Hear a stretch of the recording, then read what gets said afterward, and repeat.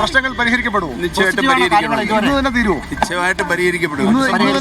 മുമ്പ് തീരുമാനം മന്ത്രിസഭായോഗത്തിന് മുമ്പ് തീരുമാനം ഉണ്ടാവുമായിരിക്കും. അത് അറിയില്ല, ഞാൻ കൊണ്ട് വരട്ടെ. ശുഭപ്രതീക്ഷയാണ്.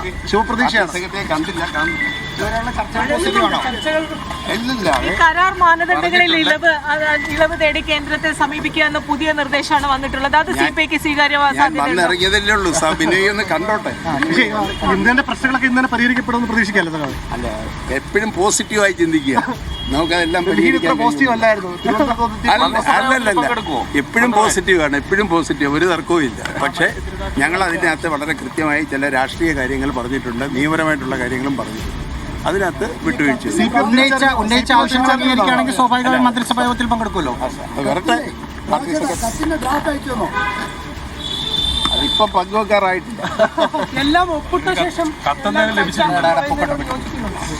വരട്ടെ. സെക്രട്ടറി കണ്ടിട്ട് നിഷാദ് നോക്കണേ.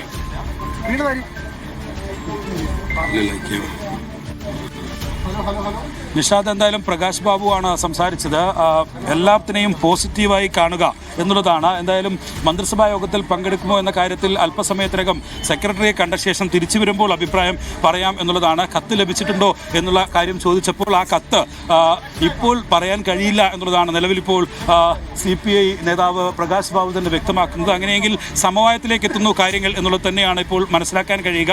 അല്പസമയത്തിനകം തന്നെ നേതാക്കൾ കൂടിയാലോചന നടത്തി അതിനുശേഷം ഒരു ഉഭയകക്ഷി ചർച്ചയിലേക്ക് പോവുക എന്നുള്ളതാണ്. മുഖ്യമന്ത്രിയും ഒപ്പം തന്നെ സെക്രട്ടേറിയറ്റ് അംഗങ്ങളും ഒപ്പം സംസ്ഥാന സെക്രട്ടറിയും MA ബേബിയും ഒക്കെ പങ്കെടുത്ത് തന്നെയായിരിക്കും ഇക്കാര്യത്തിൽ ഒരു സമവായ ചർച്ചയിലേക്ക് പോവുക, ഉഭയകക്ഷി ചർച്ചയിലേക്ക് പോവുക.